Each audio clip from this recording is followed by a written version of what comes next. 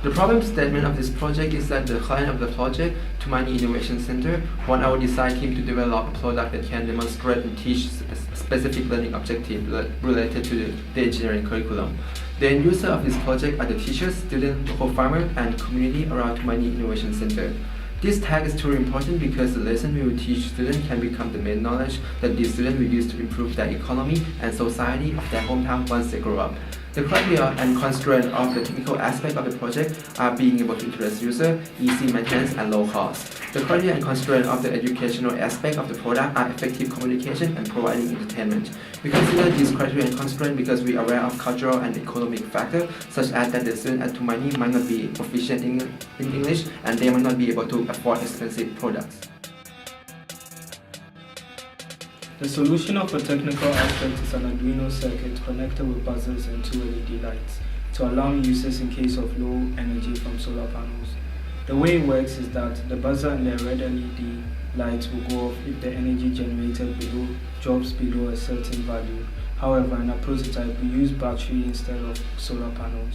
The solution of our educational aspects is the combination of flowchart and Tinkercad as tools to teach the students about Arduino application and circuitry. We chose our solution because it met the criteria and constraints as the following.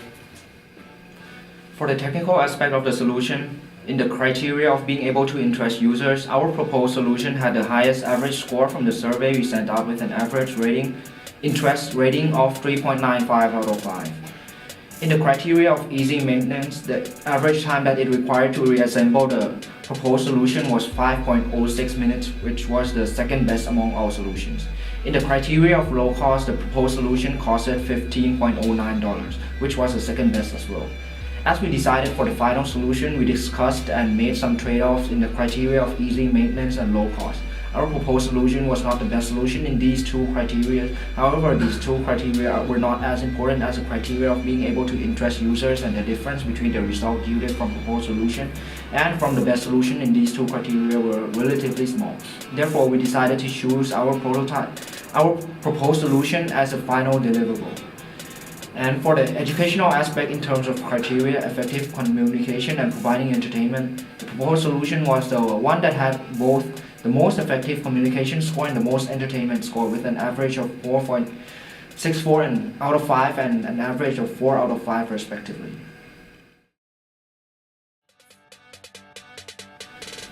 This solution was the best because it has many innovative qualities. For example, our solution utilized the built-in sensors of the Arduino and a few resistors to make a multimeter, and we used 2 jumper wires as test probes. Thus, we avoided spending more money to buy extra components. In terms of educational aspect, we use the teaching method of a flowchart, so students can learn visually without having to worry about the language barrier. It also functions as a decision tree, so students are able to troubleshoot without going to their teachers. In terms of cost and impact, our solution only costed $15.09. This solution will be the cheapest and the most effective tool for students to learn about basic programming and circuitry. Once they have completed the course, they will be able to use their knowledge gained from our solution and make a difference in their lives. Our solution is not perfect. For our technical solution, the main limitation is that users will have to know the resistance of the solar panel in order to measure the energy in the solar panel. Ideally, we would install a current sensor so that energy for any random solar panel can be measured. In addition, we only use students from Purdue to fill out the survey forms to get an idea of how and what they think about our prototype.